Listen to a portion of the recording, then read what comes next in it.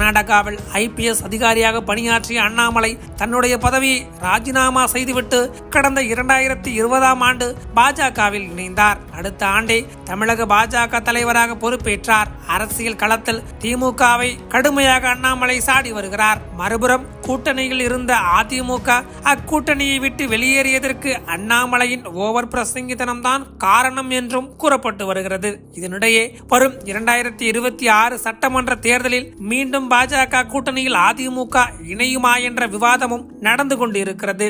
இந்த நிலையில்தான் பாஜகவில் நடைபெற்று வரும் உட்கட்சி தேர்தலில் மாவட்ட தலைவர்கள் உள்ளிட்ட முக்கிய பொறுப்பாளர்கள் நியமிக்கப்பட்டு வருகின்றனர். அதன்படி பாஜகவின் அடுத்த தலைவர் யார் என்ற கேள்வி எழும்பியுள்ளது. இந்த ரேஸில் பாஜக தலைவர் அண்ணாமலை, தமிழிசை சவுந்தரராஜன், நயினார் நாகேந்திரன், வானதி சீனிவாசன் உள்ளிட்டோர் இருப்பதாக தகவல் வெளியானது.